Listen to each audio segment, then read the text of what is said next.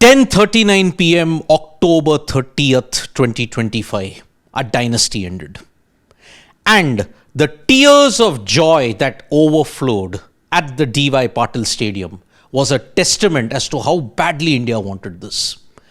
Jemimah Rodrigues, who was the player of the match and who just could not control her tears, spoke very emotionally about this. Pretty much sure not a single dry eye was there at the D.Y. Patil Stadium, because when she spoke about how all the torment in the past couple of years against Australia ended in that particular moment.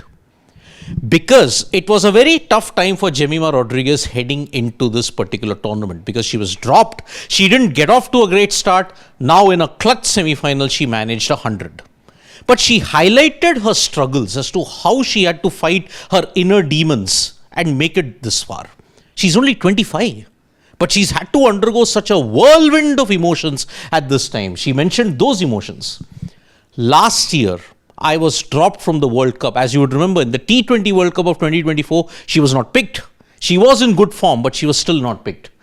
I was in good form, but things kept happening back to back, and I could not control anything. I have almost cried every day through this tour. Not doing well mentally, going through anxiety. I knew I had to show up, and God took care of everything. This is what happens when a certain team has beaten you in such crunch situations over and over again. Mentally, you are absolutely shot. And that is what Jemimah Rodrigues is highlighting. Not doing well mentally, going through anxiety, almost cried every day through this tour. That is the level with which India were desperate to win against Australia. And they showed up on the big day by achieving one of the most historic chases in the history of World Cup competitions. That's how significant this is. It was really hard this month. It feels like a dream and it has still not sunk in. I mean, just look at it. 3 weeks ago in Vizag, Australia chased down 331. It continued the saga because heading into this World Cup, India had not beaten Australia in a bilateral series for 40 years. They fell short in a chase of 413. They made 366. They couldn't defend 331. What could they do? Jemimah really said it. It really was hard this last month. It feels like a dream and it still has not sunk in. But you know what was the most interesting part? Jemimah did not know that she was going to bat at number 3. 5 minutes. That was the time she had to get mentally prepared to be at number 3, because she said, I did not know I was batting at 3. Was taking a shower, just told them to let me know. 5 minutes before entering in, I was told I was batting at 3.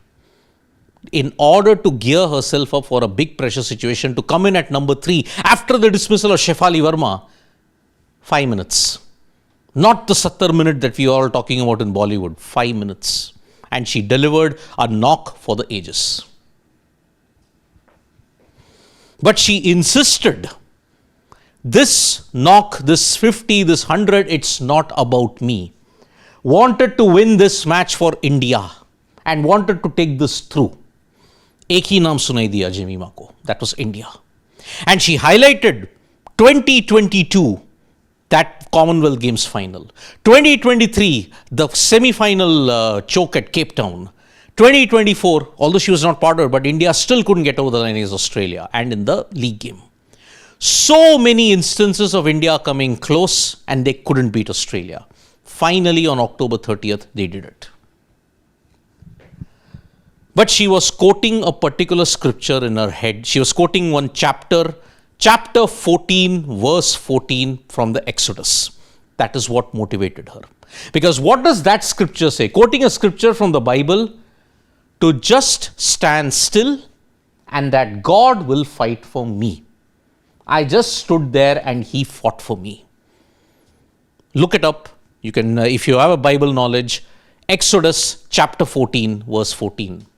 This was etched in Jemimah's mind throughout, and that is why she decided that yes, this was the moment. I kept the scripture, I kept on reading this particular passage in my mind and I got through. When I cannot carry on, My teammates can encourage me, cannot take credit for anything. I did not do anything. Modest amidst all the tears. That is what Jemmy did. And remember, today when you look at the scorecard, no one had a strike rate of 150, 180, 200. Jemimah's 187, Harmanpreet's 89, Richa Ghosh, Deepthi Sharma, their cameos and Amanjot's vital cool knocks at the end ensured that India achieved that destiny. And I want to thank Jesus, could not do this on my own. I want to thank my mom, dad and coach and every single person who believed in me. If you had noticed, even in the WPL games, in all the India games that they play in the country, Jemmy's family, they do come. Her father has seen her brother, seen her mother. They often come. It's an extended family that comes to see Jemimah play. And that is why October 30th will be a very, very special day in the annals of Indian women's cricket and also for Indian cricket. Because they achieved something which many people thought was impossible. And Jemimah made it happen. Thank you so much, folks, for joining us for this video. Subscribe to Sports Today for all the latest news and analysis.